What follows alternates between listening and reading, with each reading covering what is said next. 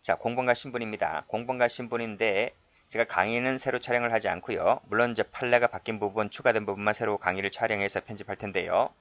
자, 그것이 아니고 이론 강의 같은 경우는 예전 강의를 그대로 올리도록 하겠습니다. 다만 요 33조 본문이 개정이 있었습니다. 그래서 개정된 부분을 설명할 텐데 그것은 예전 강의를 들어도 굳이 차이가 없어요.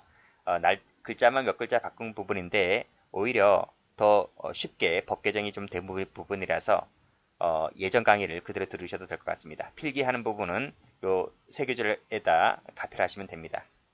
자, 그리고요 다음 페이지를 가보면 자, 신분 종류 관련해서 이 부분을 좀 삭제를 하기 바랍니다. 이 가감적 신분에서 여기 예에서 영아 사례죄가 삭제됐잖아요. 그래서 이 부분은 삭제를 해도 됩니다. 자, 그렇게만 해서 강의를 들으시면 무리가 없을 거라 생각합니다. 자, 공범과 신분입니다. 자, 조문을 보기 전에 먼저 신분이 뭔지부터 보도록 하겠습니다. 자, 밑에 신분의 의의부터 보죠.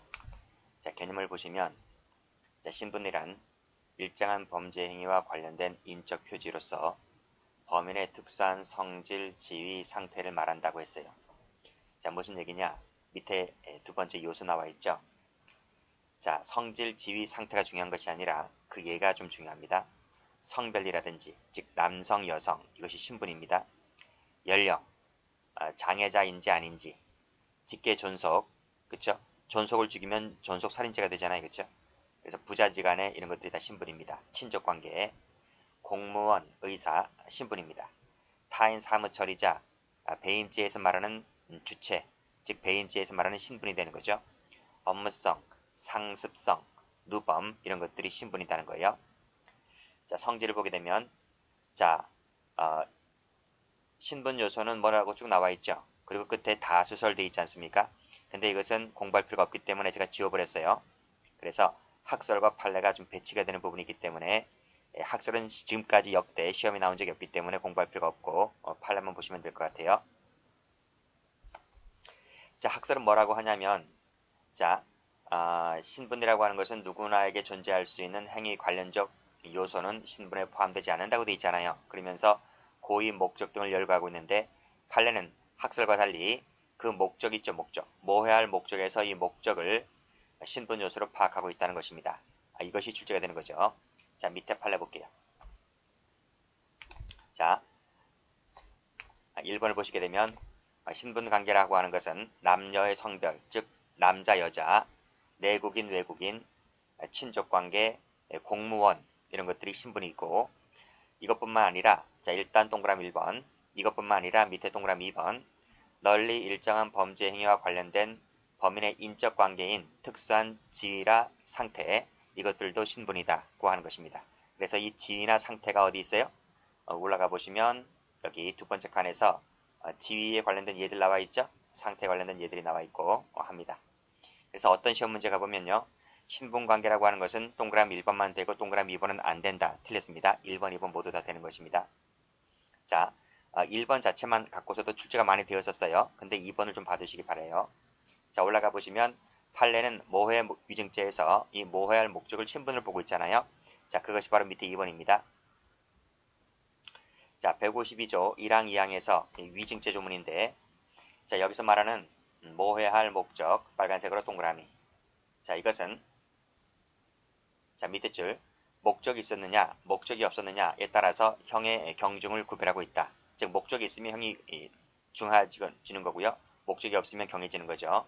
자, 이때 바로 33조 단서에서 말하는 단서 일단 밑줄 그으시고 형의 경중이 있는 경우에 해당한다. 경중 밑줄 그으시고 그래서 이것을 가로열고 부진정 신분이라고 일단 필기부터 해보세요. 부진정 신분이라고 부른다.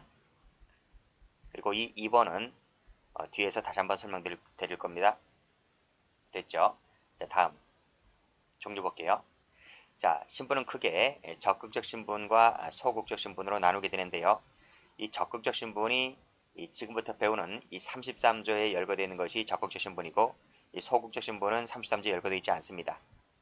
그래서 뒤에서 배우겠지만 33조 이렇게 일단 필기를 하시고요. X 그래서 33조는 적극적 신분만을 설명하고 있다.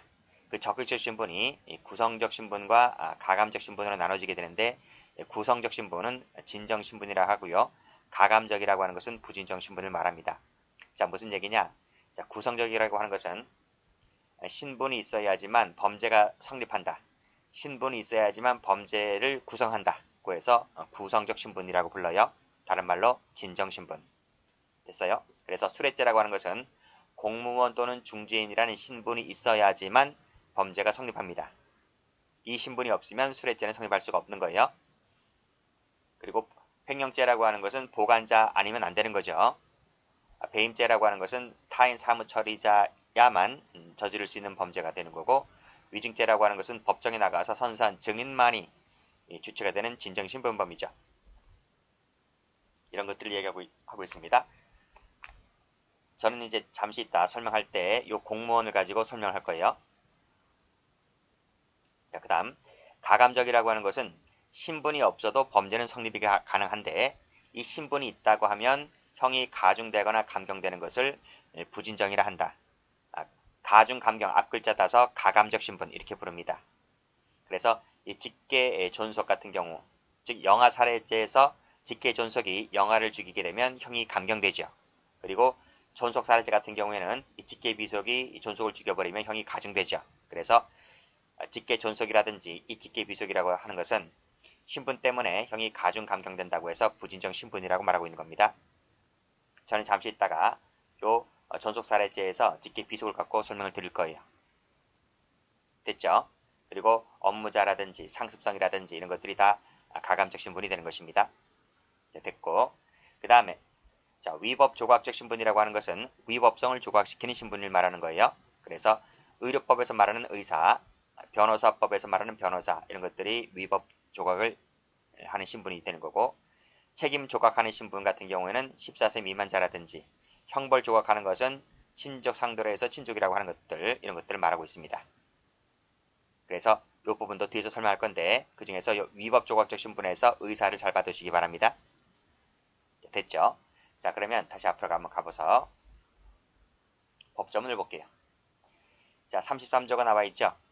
33조는 두 번째 줄에 전 3조의 규정을 적용한다 해놓고 단 이렇게 돼 있죠?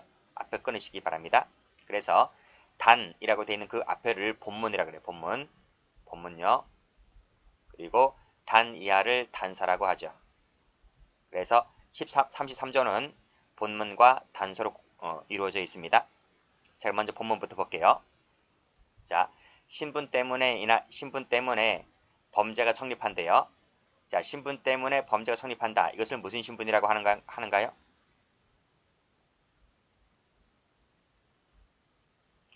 자, 33조 나와 있죠? 신분 때문에 범죄가 성립을 한다. 신분이 있어야 범죄가 성립을 한다. 무슨 신분? 진정신분을 말하는 거예요. 부진정이 아니라. 그러면 신분 관계로 인해서 성립할 범죄라고 하는 것은 진정신분을 말하고 있는 거죠. 진정신분범을 말하고 있는 거예요. 자, 이때 가공한 행위는, 자, 이 가공이라고 하는 것은 우리가 앞에서 공범을 봤잖아요. 간접정범, 공동정범, 교사범, 방조범을 봤잖아요. 이 가공이라고 하는 것은 세 가지 형태가 나올 수 있는 거예요. 공모라든지, 그 다음에 교사라든지, 이 방조라든지, 이 세 가지 형태가 나오는 거죠. 간접정범에서 그 수단이 교사 방조였잖아요. 그쵸? 그래서 공모, 교사 방조가 세 가지 형태로 가담하게 된다. 이때 신분관계 없는 자에게도, 이 신분관계 없는 자를 다른 말로 뭐라 그래요? 비신분자라 불러요. 비신분자. 됐습니까? 그 신분관계 없는 자에게도, 자 보세요. 이 도예요, 도. 그 자에게도 전 3조의 규정을 적용하겠다. 전 3조는 몇 조를 말하는 거죠? 지금 이게 33조인데? 그러면 30조에서부터 30조, 31조, 32조 이 세 개 조문을 말하게 되는 겁니다. 그 규정을 신분 없는 자에게도 적용하겠다. 자, 됐죠? 자, 그럼 다시 여기서 노트 펴볼게요. 노트를 펴보게 되면, 자, 지금 방금 봤습니다. 자, 33조 본문이라고 했습니다. 신분관계로 인해서 성립될 범죄라고 하는 것은 진정신분범을 말한다 했고, 가공했다는 것은 공모, 교사, 방조 세 가지 형태를 말한다 했고, 그때 신분 없는 자에게도, 그쵸? 자, 도 그자에게도 자, 전 3조의 규조문을 적용하겠다는 말은 30조에서부터 32조까지 적용하겠다 이런 말이. 자, 그래서 조문 다시 한번 읽어보세요. 신분으로 인하여 성립할 범죄에 비신분자가 가담을 했다는 거예요. 맞죠? 그러면 자, 밑에 그림 볼게요. 자, 이것이 신분자죠. 신분자죠? 옆에 비신분자죠. 비신분자가 신분자에게 화살표가 이렇게 돼 있잖아요. 이렇게 돼 있잖아요. 그쵸? 화살표가 이렇게 돼 있잖아요. 이렇게. 그러니까 이 말이 무슨 말이에요? 신분자가 저지르는 그 진정신분범에 비신분자가 가담을 했다고요. 가공했다는 말은 가담을 했다고요. 그러니까 비신분자가 신분자에게 공모, 교사, 방조 형태로 가담을 했다. 이 부분은 당연히 33조가 적용되겠죠. 다 읽어보시라고요. 신분 때문에 성립할 범죄에 비신분자가 가담을 했다고요. 그러니까 이것은 33조를 적용하니까 제가 동그라미를 친 겁니다. 아시겠습니까? 자, 그럼 반대로 비신분자의 범죄에 신분자가 이렇게 가담을 했어요. 위에 그림과 정반대죠. 신분자의 범죄에 비신분자가 가담을 했을 때에는 33조를 적용해야 하네요. 읽어보세요. 적용한다고 되어 있어요? 자, 다시 한번 읽어볼게요.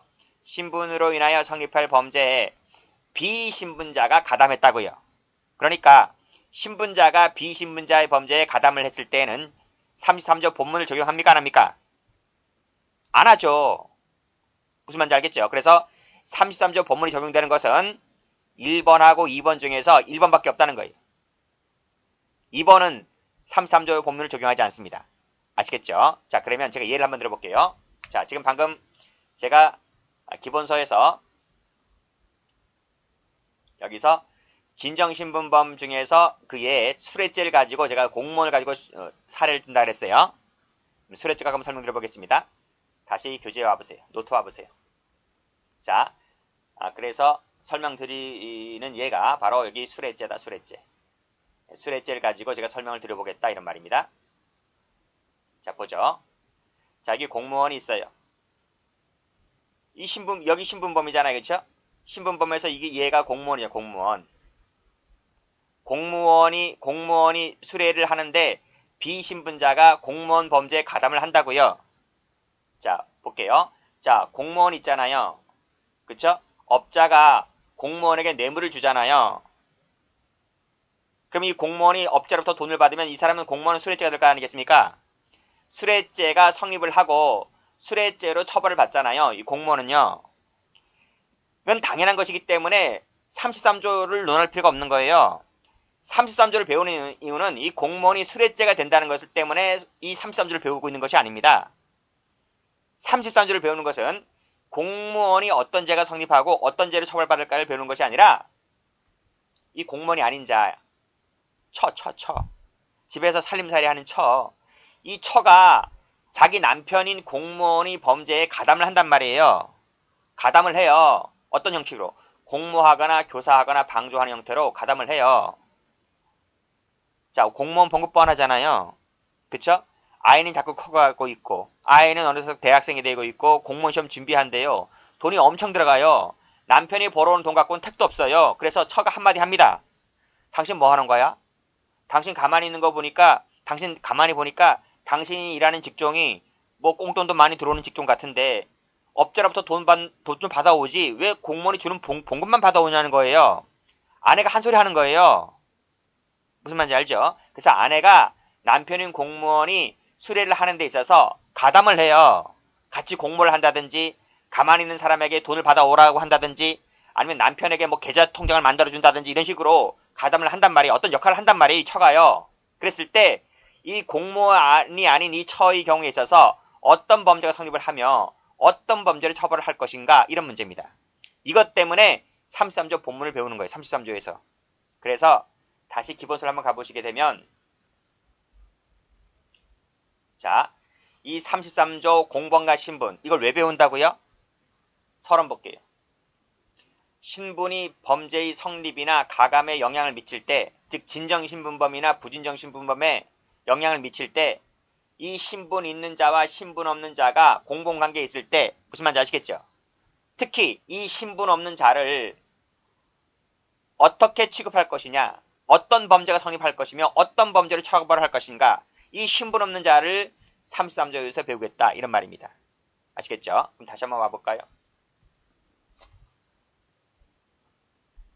자, 복잡해지니까 제가 지워버릴게요. 좀 지워버릴게요.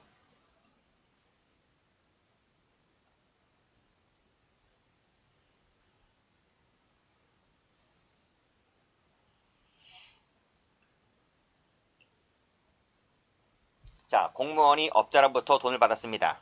그럼 공무원은 수뢰죄가 성립을 하고 수뢰죄로 처벌받는다 그랬죠. 이때 공무원이 아닌 천은 어떤 범죄가 성립할 것이며 어떤 범죄가 성립할 것이며 어떤 범죄를 처벌할 것인가가 문제된다고 했죠. 조문에서 뭐라 그랬습니까? 이 진정신분범에 수뢰죄와 같은 진정신분범에 비신분자가 가담을 했을 때에는 뭐라고요? 그 자에게도 전 3조를 적용하겠다. 즉 신분 없는 자에게도 신분범과 똑같은 죄를 인정하겠다. 이런 말이 무슨 말인지 알겠죠? 그래서 전 3조를 적용한다는 말은 신분자의 범죄와 비신분자의 범죄를 이퀄로 보겠다. 이런 말입니다. 그러니까 신분 없는 자도 신분자의 신분을 얻어온다. 이런 말이.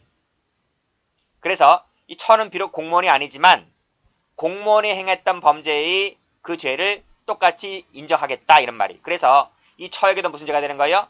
처에게도 수뢰죄의 공모라면 공동정범, 교사라면 교사범, 방조라면 방조범을 인정하겠다. 이런 말입니다. 단독으로는 만약에 공무원을 개입시키지 않고 처 단독으로 받았을 때는 공무원은 이 처는 신분이 없기 때문에 돈을 받았다 할지라도 수뢰죄가 될 수가 없어요. 그렇지만 가운데 공무원을 개입시켜놓고 돈을 받게 되면 이 비신분자에게도 공무원의 신분을 인정하는 것이기 때문에 이 비신분자에게도 똑같이 수뢰죄를 성립하고 수뢰죄로 처벌을 받겠다. 이런 말입니다. 성립과 처벌을 똑같이 공무원처럼 인정하겠다는 것이 바로 33조 본문입니다. 아시겠죠? 그래서 이것은 뭐냐면 이 33조 본문을 두고서 신분자처럼 똑같이 죄를 인정한다는 것이기 때문에 연대 책임을 지우겠다. 연대 책임. 그래서 33조 본문은 신분의 연대성을 인정한다는 조문이기도 합니다. 여기까지는 학설과 판례가 전혀 대립이 없어요. 아시겠죠? 자, 그래서 다시 교재를 한번 와보시게 되면 자, 이 그림이 바로 그거예요. 본문에서 제가 수뢰죄를 갖고 설명드린 것이고 지금 여기서 비신분자가 신분자의 범죄에 가담을 했을 때 그때 이 그림 똑같죠? 업자, 공무원 갑이 업자로부터 뇌물을 받았다고 했을 때 이 처인 이 A라는 처에게도 어떤 범죄가 성립을 할 것이며 어떤 범죄를 처벌받을 것인가 이 그림이 바로 어디 있다? 노트에 있습니다. 노트에. 됐어요? 자, 그럼 다시 다음 페이지 한번 가보시게 되면 제가 방금 뭐라 그랬습니까? 33조 본문은 비신분자도 신분자의 공범 성립을 인정하고 있어서 신분의 연대 책임을 인정하는 것이다. 그쵸? 이 연대성이란 말을 잘 기억을 해두시기 바랍니다. 여기까지는 어느 누구도 토를 달질 않아요. 일단 끊고 단서는 자신 있다 보도록 하고요. 그래서 33조 해석 나와 있죠? 자, 신분자와 비신분자가 공범관계에 있을 때 이 비신분자에게 어떤 범죄가 성립을 할 것이며 어떤 범죄를 처벌할 것인가가 문제된다. 라고 해서 지금 견해들이 없다 그랬죠? 그 학설과 판례가, 통설과 판례가 본문에 있어서 그쵸? 본문에 있어서 진정신분범의 성립과 과형은 처벌을 말합니다. 성립과 처벌을 진정신분범으로 보고 있다. 판례 역시 마찬가지로 본문은 진정신분범의 성립과 처벌을 보고 있다. 그래서 밑에 도표가 잘 정리가 되어 있는데요. 학설과 판례는 본문 자체를 진정신분범의 성립과 과형, 즉 성립과 처벌, 판례도 진정신분범의 성립과 처벌에 대해서, 즉 진정에 대해서는요. 요 진정신분범에 대해서 성립과 과형을 본문으로 인정하고 있다는 점에 대해서는 학설과 판례가 견해 대립이 없어요. 아시겠죠? 견해 대립이 있는 것은 이 부진정 때문에 견해 대립이 있는 거예요. 됐습니까? 자, 그래서 밑에 나와 있는 일단 이 본문부터 이제 공부를 한번 해볼게요. 그래서 첫 번째 비신분자가 신분자에게 가담을 했을 때 이 1번을 잘 봐두시기 바랍니다. 그래서 쭉 가보시면 밑에 1번에 전 3조를 적용한다고 되어 있죠? 연대성이란 말도 바로 그런 개념입니다. 그랬을 때 진정신분범에 가담한 비신분자에게는 전 3조가 그대로 적용된다. 그래서 얘가 나와 있습니다. 제가 다 설명드렸던 거예요. 자, 그럼 판례 볼게요. 자, 1번 판례. 자, 병가 중인 자라고 되어 있는데 이 사람이 공무원입니다. 볼게요. 병가 중인 철도 공무원 갑은 근무 중이던 철도 공무원 을 등과 공모해서 승인 없이 밑에 파업에 참가하였다. 이때 병가 중인 철도 공무원의 죄책이 뭘까요? 하는 것이에요. 자, 일단은 여기까지 끊어볼게요. 자, 병가 중인 자 되어 있죠? 병가 중인 자는 직무유기죄의 주체가 될 수가 없어요. 단독으로는. 그러니까 아까도 말씀드렸듯이 천은, 공무원이 아닌 천은 단독으로는 뇌물죄의 주체가 될 수가 없다는 것과 똑같은 말이에요. 그렇지만 이러한 신분 없는 자라 할지라도 여기서 신분 없는 자를 제가 빨간색으로 동그라미 쳐볼게요. 없는 데다 동그라미 쳐볼게요. 이거 검은색으로 신분 있는 자에다가 밑줄 그어볼게요. 자, 신분이 없는 자라 할지라도 신분이 있는 자에 가담을 했다면 여기서 신분 없는 자는 누굽니까? 병가 중인 자죠. 병가 중인 자. 신분 있는 자는 누굽니까? 지금 근무 중이던 철도 공무원이 되는 거예요. 그러니까 사실관계를 보았을 때 이 병가 중인 철도 공무원 갑은 비신분자가 될 것이고 왜? 단독으로는 직무유기죄 주체가 안 되니까요. 근무 중이던 철도 공무원 을 등은 뭐예요? 신분자가 되는 거죠.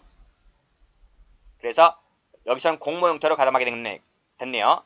되었을 때 파업에 참가했다고 했을 때 이 병가 중인 자라 할지라도 신분자의 범죄에 가담을 했을 때에는 직무유기죄의 공동정범이 가능하다는 것입니다. 단독으로는 안 돼요.